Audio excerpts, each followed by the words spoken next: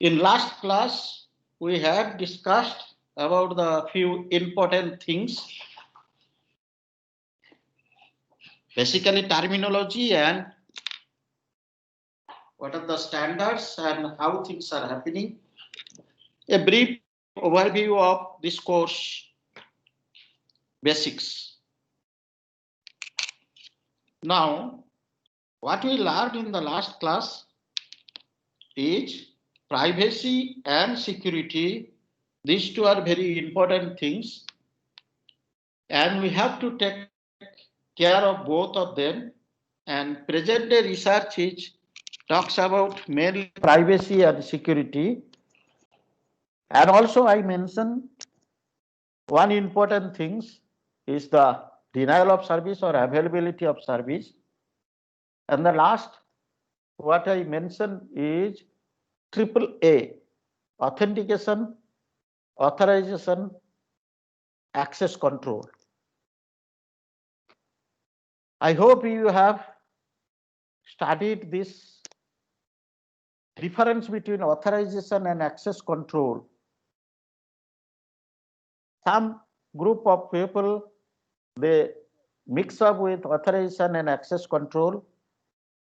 Authentication, definitely you know, but authorization and access control, they are not same, they are different. Please look into that and read yourself. If you have any problem, please let me know. Okay, so if you do not have any doubt or any questions related to computer network, operating system, and security, you may raise that questions. We'll discuss in this class also. So today's we'll discuss about the chapter 2, introduction to the number theory. I kept the slide as it is of the book. I have not modified anything. In number theory, when it comes to number theory, we have few important points to remember. One of them is modular arithmetic. You may know we are recapitulating here. Modular arithmetic is part and parcel of our everything. Specifically digital computer, it is very, very important.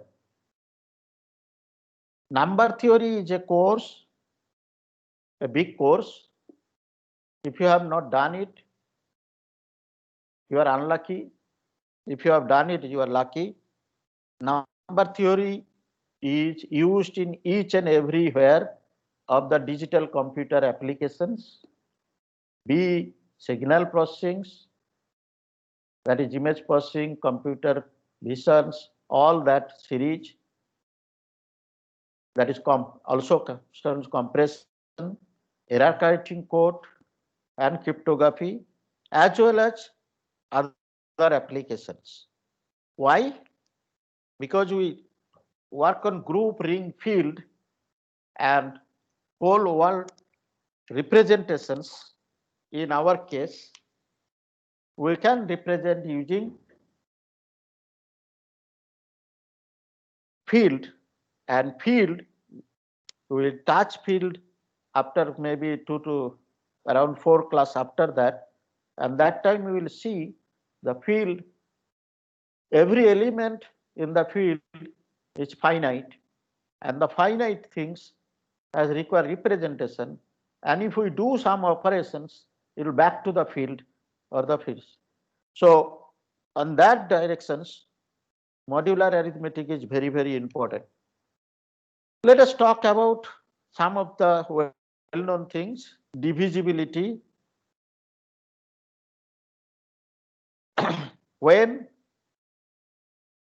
we try to divide a number with non-zero number, Then if you get no remainder, we said it divides. Condition is that any number can be divided by another number non-zero and remainder is 0, then we shall divide. So 0, any number can divide 0. That's why it's a special case. You can see. I don't want to go up in details. Only these properties are very, very important. Any number can divide once. If it divides, the A should be plus minus 1. Similarly, A divides B and B divides A, means A and B are related by A equal to plus minus B. Obviously, any number divides 0, that other than the non-zero number, obviously. So A divide B, B divide C, we can write A divide C. But the last point in this slide, last bullet point in this slide, for our calculation very much important. So rest other are not that important, but the last one is very important. If B divide G and B also divide H, then B can divide their combinations M into G plus N into H, where M and N integers. This we have to remember, because this is very, very important, because we will process some numbers which follow this type of property. The same thing is properties of divisibility is proved here. What we have discussed just few, it's a proof here, you can read yourself. I am just skipping this. What we require is the remainder. How remainder play a role, we'll see in this whole course. Remainder play a big role. A divided by N, if I divide A by an integer N, we can get one quotient Q and remainder R. And we know remainders can be 0 and the remainder should not be N, should be less than N. And this is division algorithm. And obviously we can plot in the general relationships. You can read yourself. So what is very important for us, a term called relatively prime. Relatively prime, first of all, we have not yet started talking prime. We will go to the definition of prime little later. Here we are using the terminology called relatively prime. What do you mean by relatively prime? Two numbers, if I find common divisors, then if that comes to 1, then I can say, or we can say, two numbers are relatively prime. For example, 8 is 2 into 4 and 9 3 into 3. Both are composite numbers. 8 is composite numbers 8 4 into 2 and 9 is composite numbers 3 square. If I do greatest common divisors or GCD, the common divisor is 1. So 8 and 9 are relatively prime. We'll see definition of prime later on. So Euclidean algorithm is very, very important algorithm. I think you know. I don't want to repeat again. This is just recapitulations. Find the greatest common divisors between two numbers. That is Euclidean algorithm exists. You can read through it. This is a very, very important requirement, and we know from it. So I am skipping to modular arithmetic. arithmetic. That is very important. Already we have mentioned or we have discussed the modular arithmetic. It represents in the last line, what is this? A equal to third bracket A by n star n. This third bracket A by n is nothing but quotient, that is the Q, and A mod n, which is dependent the random number, remainder. Please remember, remainder always positive. The negative number remainder minus 11 mod 7 is 3. Similarly, 11 mod 7 is 4. Negative numbers, the remainder never be negative. Usually, student or competitive examination people do mistakes. So, remainder always positive integer. 0 cannot be considered as remainder. Only 1, 2, less than n, that is n minus 1, can be possible remainder. The new terminology also known to you, the congruent modulo n. By the way, I have not discussed about the property of n. It is only integer I have assumed. I have not discussed anything else. Please assume n is integer and here n is positive integer, non-zero or natural number. So modulo n, n is a non-zero integer. It can be composite, it can be prime. We'll see that later on. A mod n can equals to B mod n. Obviously, this equal sign should have been 3 lines. It's a notation problem here. Typing problem, it should have been 3 lines instead of only 1 equal. This is congruent. A mod n, whatever remainder B mod n, if has same remainder, then we can write congruent modulo n. Properties of congruent is very, very important for us.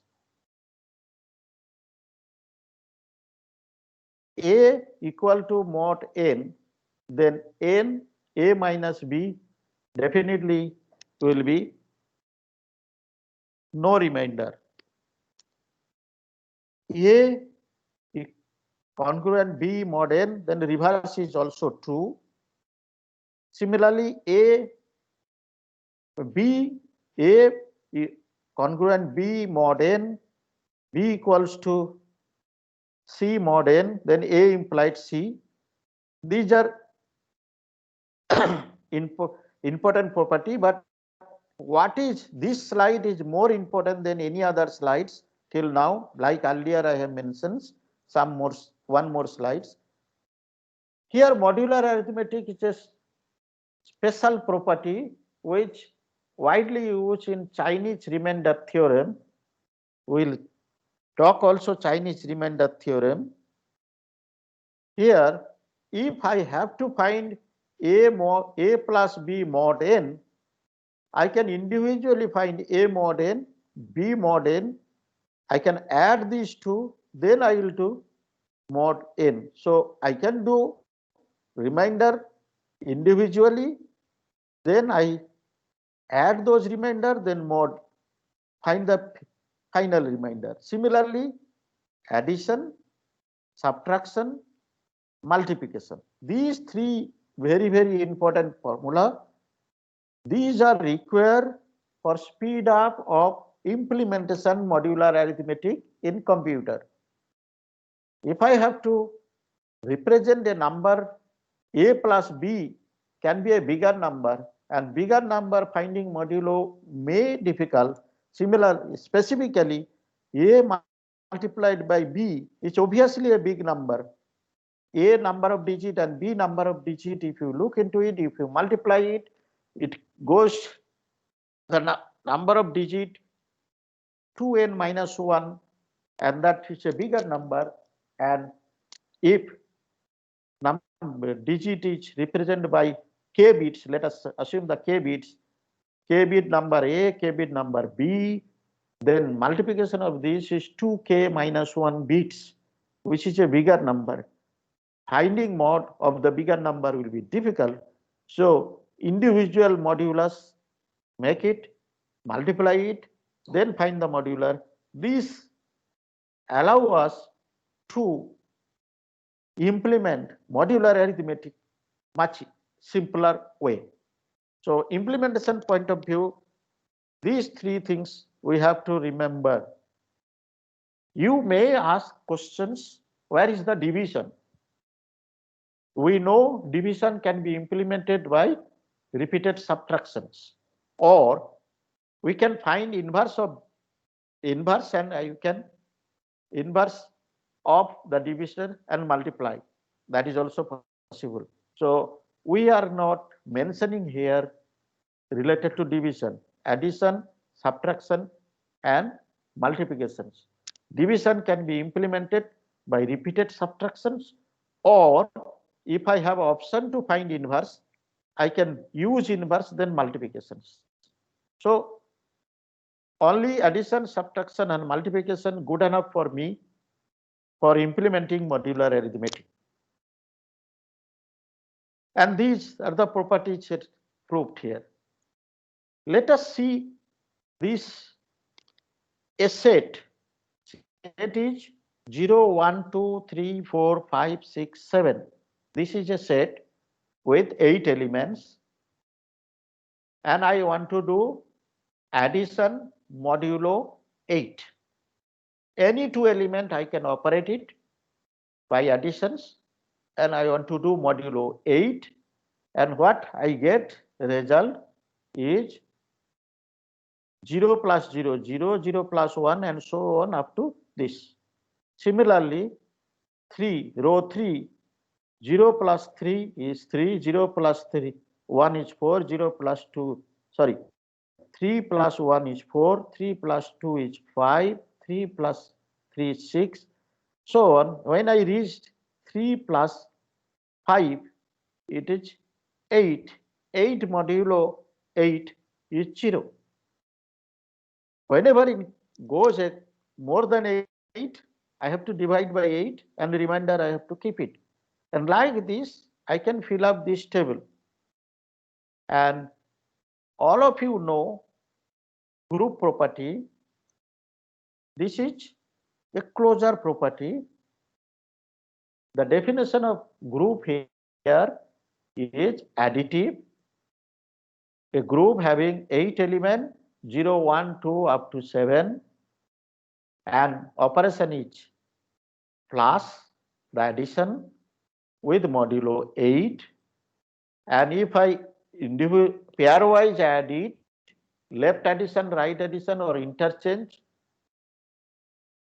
whatever I do operations, all elements remain within the set. So this is called closure law. Similarly, I can prove associative law. 2 plus 3 plus 5. I will 2 plus 3 is 5. Then 5 plus 5 is 10. 10 is here mod 8, 2. So associative law also I can prove it here. Similarly, we have closure law, associative, then identity element. What do you mean by identity element? If I add one element with all other elements, individually will get exactly same, like 0 plus 0 is 0, 0 plus 1 is 1, and so on. So 0 is identity element. How I'll say? Look into a row, that is the first row, look into the first column, it is identical with the numbers. So 0 is identity element. Similarly, inverse element, you may have heard about left identity, right identity. It is satisfied by, if I look into the first row, it is left identity, first column is the right identity. If you look into the every row and column, look into the every row and every column, only 1 0 is visible. You can see easily find only 1 0 for a row or for a column, only 1 0 is available. So if I see such a scenario in a tabular form, I can happily say the each and every element has inverse. What do you mean by inverse? 0 plus 0 mod 8 is 0. 7 plus 1 is 8. If I do mod, I will get 0. So two elements, 7, element 7, element 1, if I add it, I getting identity.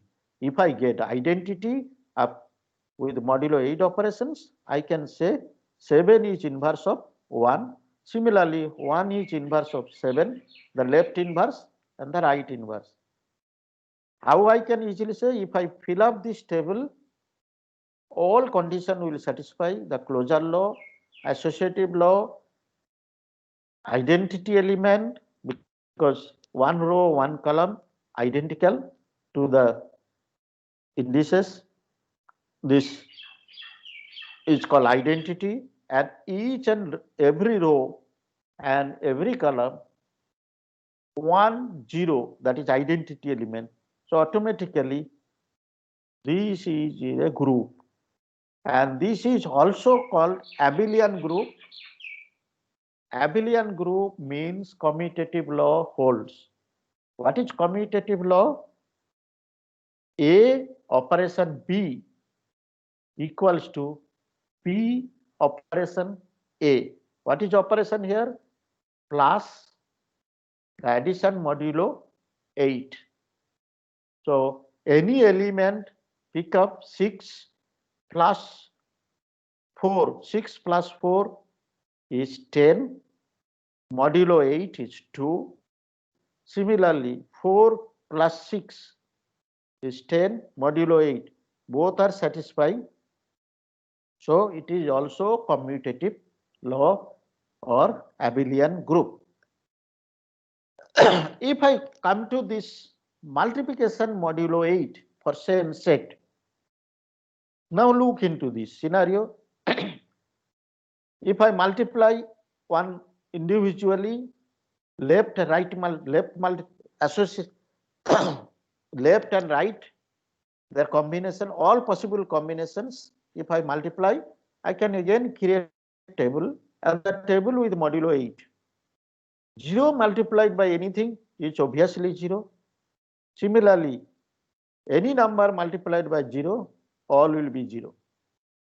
So this row and this column usually ignore in case of multiplications, because it will not provide any meaning to us.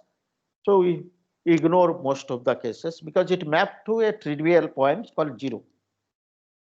Now look into the remaining portions. Remaining portions. 1 multiplied by 1, all these 1, 2, 3, 4, 5, 6, 7. If I multiplied by 2, when I reach 2 multiplied by 4, it became 0. And 2 multiplied by 5, 2, and so on. You see this row is, so 2 multiplied by 5, it is 10, modulo 8 is 2. Similarly, 2 multiplied by 6, 12, modulo 8 is 4. I will fill up this table, all combinations. Now look into the property, closure property. 2 elements I have picked up. I have done the operation A, operation B belongs to the same set, agreed, because A is 4, B is 6. If I operate it, multiplication modulo 8, 6 into 4 into 6 is 24, modulo 8 is 0, which is in the set. So closure law hold. Similarly, if we do associative law, we can prove associative law also hold. A operation B operation C. Do A B first, then C. First case, second case B C you do first, then A. The result will be same. Associative law will be hold. Now question comes under identity element. Now look, any row or any column remain identical. Yes, if I go by this one here, the second row, and if I go to the second column, this is the second column, is identical with these indices. So one is identity element because one into anything remain same. A operation E is A or E operation A is A. So, but if you look into the other scenario, that is inverse, to do the inverse, first row, first column I have to exclude because 0 is there. So excluding 0, as we mentioned, 0 cannot have inverse because 0 cannot be divided by 0. So that's why the discussion time we discussed that B should not be 0 when it divides any number. So B can divide, non-zero number can divide 0, non-zero number can divide any other numbers. But 0 should not divide because 0 by 0 is not acceptable.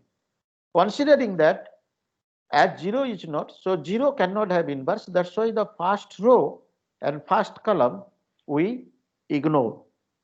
Remaining columns and remaining rows. And when it comes to remaining column, remaining row, you look into the how many identity element exist. We have 7 rows, 7 columns, excluding the first row and first column. We have only 4 ones, not earlier scenario we had 7 zeros or identity element plus this 0. So 8 rows, so 8 identity elements. In this case, first row and first column we have dropped it. So remain 7 rows, but we have only 4 identity elements. And if you look, there are few columns and few rows do not have any identity elements. It implies that not all elements can have inverse. Specifically, if you look into this case, 2 multiplied by 4 is 0.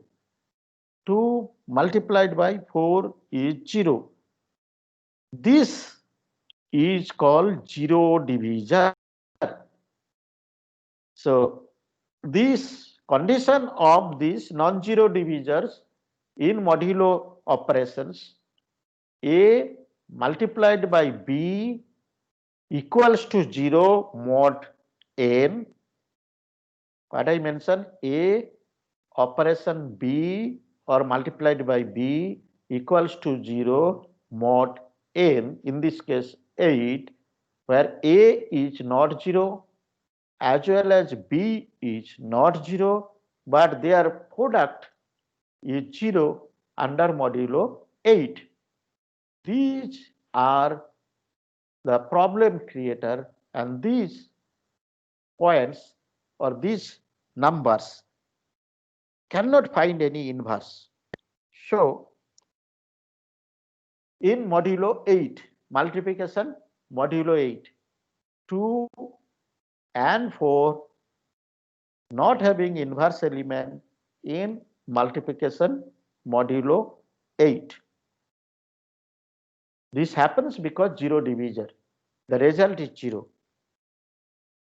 If you look into that scenario, except similarly 6 and 4 is also similar problem. Rest other elements, for example, 1 inverse is 1, 3 inverse is 3, 5 inverse is 5, 5 into 5 modulo 8 is 1, 7 inverse is 7. So if I reach here, if W is the element, the additive inverse is the minus W, but it's a mod 8, so automatically it will be positive. But multiplicative inverse, we do not have inverse for 2, 4 and 6, whereas we have inverse for 1, 3, 5, 7. Now question will arise, why we are not getting anything, any inverse for multiplication modulo 8. For that, you should look into the scenario little later. Let us go to the subsequent slides. We will get to know. So indirect meaning is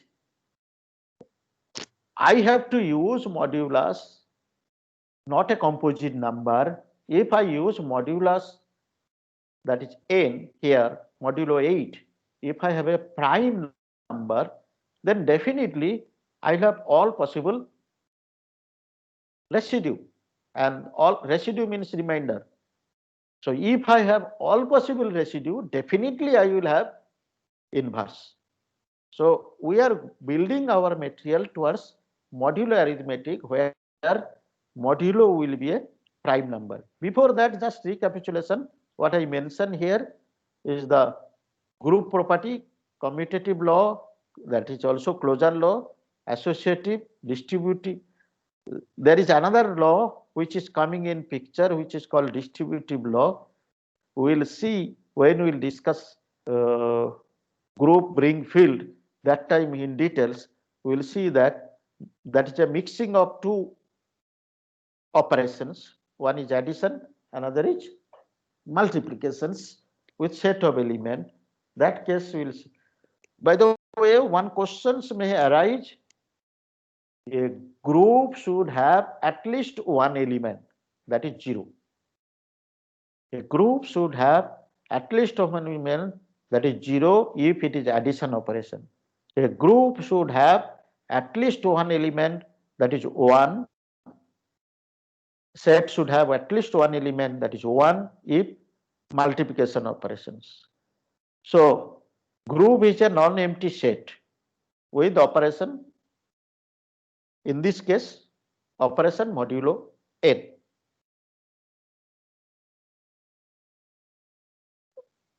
Okay, you can this comes under when we got reach to the field. We'll discuss that type. This is basically extended Euclidean algorithm to find the inverse of one element in multiplication case. Now we reach to the prime number. The definition of prime number.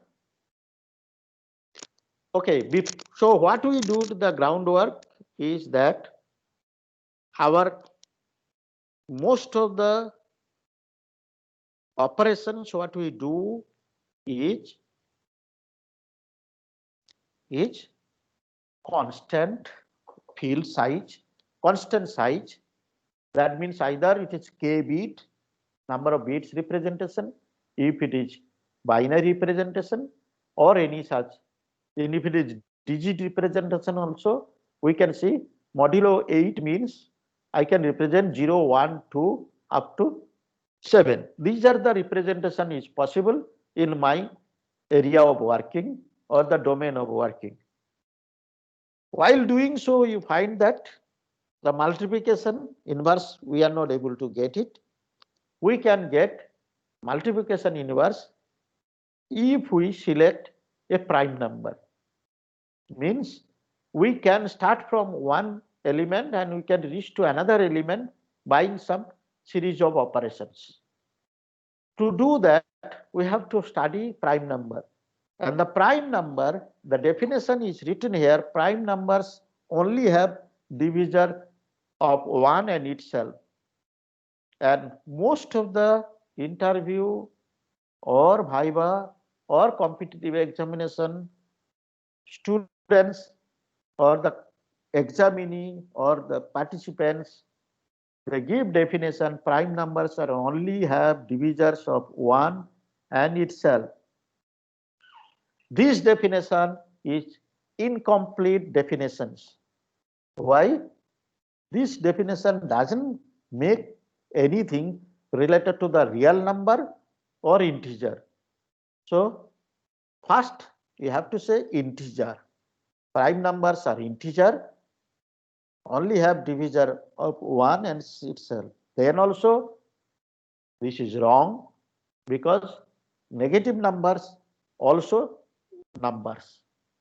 So the definition has to be non-zero excluding 1. 1 can also be called prime number degenerate case, but usually it is not considered. So you have to be precise when you talk or answer related to prime number. It's a natural numbers basically, non-zero integers divide only have divisor of 1 and itself can be called a prime number. They cannot be written as product of other numbers. This is obvious because it's itself. Prime numbers are central to number theory. Why? Because I explicitly mentioned that we define as a field. Those who have done linear algebra very nicely, they know vector, basis, span, all those things. So any element can be any elements can be represented by basis combination of those elements like I, J, K, X, Y, Z. Any element can be represented by combination of 3 dimension X plus X and Y and Z, 3 directions. A point can be identified. Any elements can be created. Like this, there is scenario. So prime number is very, very important. We cannot forget it. Any integer can be represented as A equals to, this P should have been above, it became subscribed, it should be normal. So P1 to the power A1 multiplied by P2 to the power A2 and so on. Sorry, it's notation problem. P, this is a PT to the power AT. This should have been PT to the power AT. So our assumption is that P1, P2, P3, Pt are prime numbers, and where each AI, that is A1, A2 up to AT, positive integer. Obviously, these P1, P2, P3 are prime numbers. This is known as fundamental theorem of arithmetic. That is, any number can be expressed in terms of prime numbers and its powers. Multiplication of prime numbers and its powers. This is known to everyone. So I am moving forward. And if you look into this prime number under 2000s, this is the list. 1 is excluded because 1 we don't consider. So 1 special in this, only one prime number is positive, that is nothing but the 2. Rest other prime numbers are, sorry, only prime number 2 is even. Rest other prime numbers are odd. All prime numbers are positive. 1 is not considered under prime number. Prime number starts from 2. 2 is the even prime number. Rest others are odd. All prime numbers are odd as per the definition. And their distributions are visible in this table and is available in the textbook. And there are formula how it distributes also. What we want to discuss is that prime number has specific property. For example, if P is prime, A is a positive integer not divisible by P, then what I mean? P is prime, A is a positive integer not divisible by P. This is the conditions, means A is the 1 to P minus 1, any number. 1 to P minus 1, any number. Then A to the power P minus 1 congruent 1 mod P. This equal sign is given, but it's actually triple signs. So mod P. In alternate form, A to the power P equals to A mod P, modulus P. This is called Fermat's theorem. This is a very, very important theorem, but it is a special case theorem. If you go to the, sorry, I think we skipped Fermat's theorem. I think one, whatever. Okay, so it's gone to the other side. Slides are interchanged. But the general theorem is that generalization of the Fermat's theorem is called Euler's theorem. Generalization of Fermat's theorem is called Euler's theorem. A to the power totem functions. We will discuss the totem functions. So what is totem functions? If any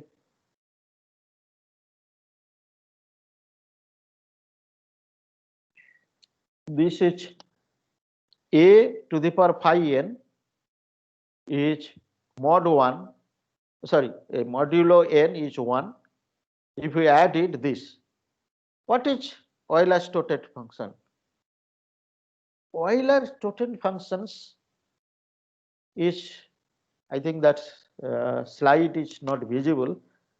Euler totem function is the, if n is the number, the phi n is the all possible relatively prime residues or remainders. What do you mean by this? N for 1 is 1, for 2 is 1, you forget these two. N is 3, 3 is a prime number, and if you find take modulus of any numbers, we will get all possible residues, that is 1, 0 is the remainder, 1, 2, 3, 0, 1, 2, 1, 2 you will get. So two possible residues are 2. If you take 4, 4 has 2 into 2. If you look into this 4, you will residue, you make it, all the time you will not get all possible residues. And that's why the totem functions comes into, this will be all residue relatively prime to this n, that is 4. For 3 case, 1, 2, 3, 1 is the trivial case, 2 is relative to prime to 3, so it is 2. In case of 4, possible residues are 0, 1, 2, 3. 2 is not at all relatively prime to 4, because 2 and 4, if I do GCD, I will get GCD 2. So 2 and 4s are not relatively prime. So relatively prime to 4 is 1 and 3. So the totem function is 2. Similarly, if you come to 12, 12 is 2 into 2 into 3, and if possible residues are 1, 2, 3, 4, 5, 6, 7, 8, 9, 10, 11. So you are supposed to have 11 residues other than 0. Out of 11 residue, only 4 are relatively prime to 12. and that is written here. So Euler-Toten function of n is basically all possible residues which are relatively prime to n is counted. So all possible residues which relatively prime to n are considered as, in counting numbers, are called Euler-Toten functions, and it is noted here. And if we go by that, a to the power this Toten function equal to 1, this condition is satisfied. So this is a generalized format for form the equations of the Fermat's theorem, and it satisfies for all n. N can be composite, n can be prime. Now let me see how much time is available. We are reaching this. Now question is that we learn this Euler's theorem, and Euler's theorem gives a very important informations that a to the power phi n or Toten functions equals to 1 mod n. So what way this will help? This helps a lot during computations, during evaluations. Also, most of the public key crypto systems like RSA is based on these equations, this formulation. Sometimes competitive examinations, people ask a big number to the power a big number, find mod n without any calculator or without any big calculations. Please remember, you have to find n Toten functions, and accordingly you can minimize the bigger number into a smaller number, and you can calculate by hand also the result. You don't require any calculator. Use this formula when it comes to modular arithmetic. Use this formula for calculations.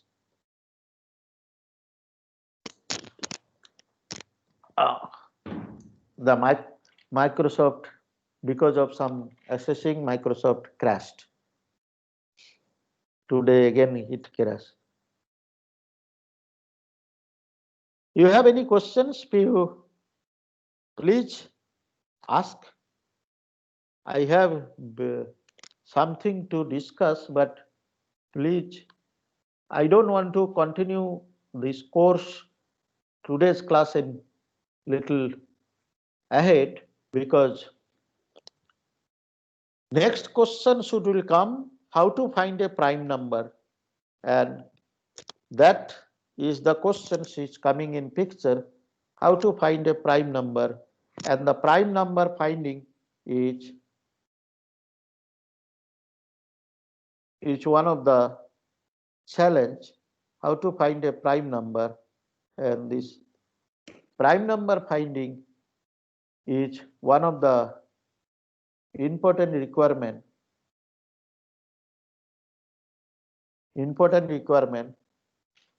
So to know the prime number, a number is a prime number or not, first pick up the number, check number is having odd, number is odd or even. If it is odd, definitely 2 is one of the factor, so that number will be excluded. Now number, if it is odd, what we have to do? We have to look into these factorizations. The factorization algorithms are very simple algorithms, and it works in the what is called order n. Oh, sorry, not order n. It's a polynomial time algorithm. So you can factor it a number.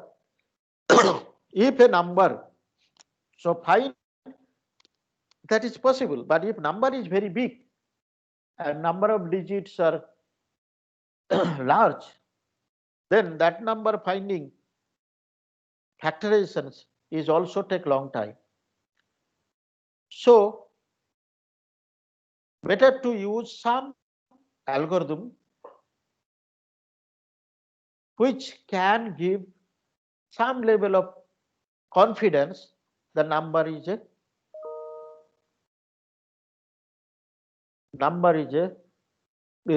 what is called prime number, possible prime number. One of the important algorithm which is used in our number finding, prime number finding, and implemented in most of the tools available in computer systems is Miller-Robin algorithm. Miller-Robin algorithm, that is test n. N is a prime or not. We'll discuss from here in next class. So find one so we are testing n, but n obviously it is odd number, and because it is large, if I do factorization, it will take long time also. We will not go to that level. We can use the simple algorithm to find is factorizable or not. Once it is that pass through, n can be considered as a prime if it passed through certain tests. So Miller-Robin algorithm is one scheme to test n is prime or not. So if you go through this, k is integer, it pick up a k in integer and q is another integer with k greater than 0 and q supposed to be odd, so that n minus 1 equals to 2 to the power k q.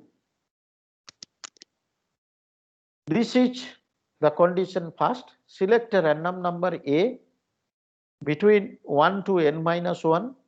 This is the n minus 1. A to the power q mod n equals to 1.